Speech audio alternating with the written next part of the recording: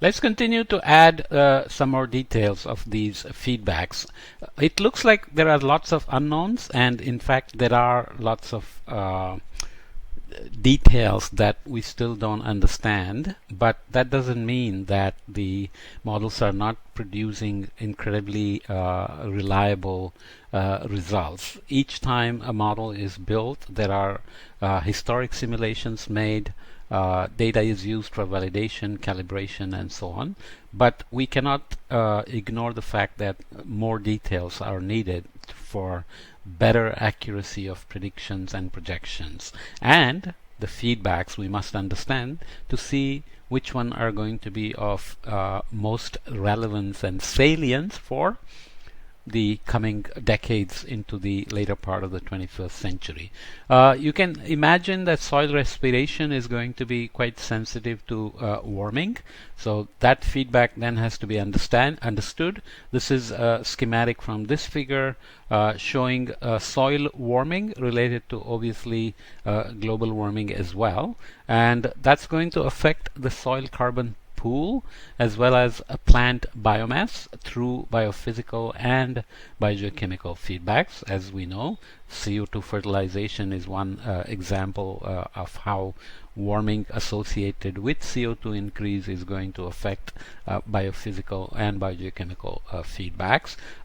This is the heterotrophic respiration RH and autotrophic respiration RA, and this is the total soil respiration written as RS minus RH.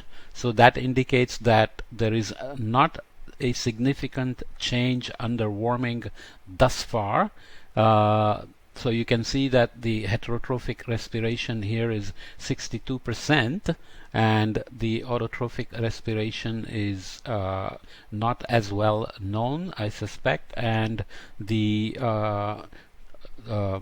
total soil respiration is up about 23%. So that is concluded to be not significant, but the point of these kind of data is that they are very local, they're very region specific, they're very climate specific. As we know, the ecosystem biomes or vegetation types are very local in their character, even though we have tropical forest, temperate forest, boreal forest, and so on, which have many common features and functional types involved, but the soil properties are very local.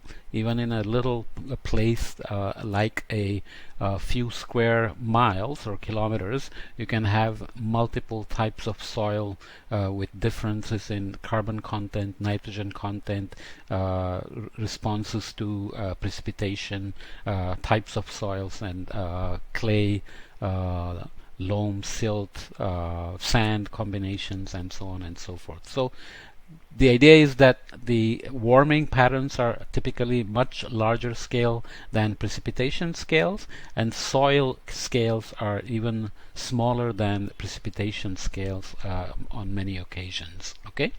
The other thing we have to remember about soil, the CO2 fertilization effect, in other words, when CO2 increases, does it improve stomatal conductance because stomata is open to take up CO2. They don't want to lose moisture because of the gradient between the leaf and the atmosphere. This vapor pressure deficit is very critical for stressing the plants. So does CO2 fertilization happen? It turns out that soil nitrogen can actually be a serious limitation. So this is showing a schematic representation of the environmental controls on plant productivity. So you look at ambient conditions, and then you let's say you have some sort of a carbon enrichment. Actually, this is done at various scales in Yale Forest and labs and so on. to increase CO2 and see what happens. And you can see that if you have CO2 increase, this is indicating some increase in the biomass, let's say, CO2 uptake by the photosynthesis and vegetation. But if you also have nitrogen increase, then you get a much larger increase. But then if you have tropospheric ozone, then it's not clear how much damage ozone does to the in terms of limiting CO2 fertilization in this context. So there is evidence, especially lots of papers written on how ozone can impact crop yields. There are some debates about it still, but the indication is that tropospheric ozone, which is a polluting, harmful gas for humans, it's great in the stratosphere for absorbing UV and protecting us, but in the troposphere it's produced not directly but through emissions of vehicles which are precursors to ozone formation through photolysis and so on. So does tropospheric ozone limit CO2 fertilization as well? What does it mean for the future in terms of CO2 changes and CO2 impacts on temperature and ozone, and the net effect of CO2 fertilization?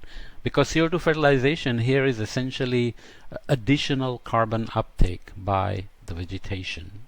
Okay, so that's kind of the carbon cycle feedback, both combining both concentration carbon and climate carbon feedbacks.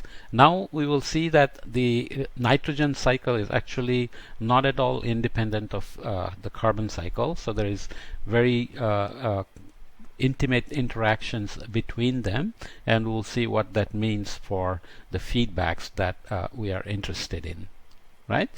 Obviously, we are complicating things, but it is necessary not only for process understanding, but also for making the Earth system model complete and the Earth system feedbacks complete, so that we have a very good idea of where we are headed into the future in terms of our impact on the climate and the climate response and climate impacts on us. Okay, that's the main goal, right?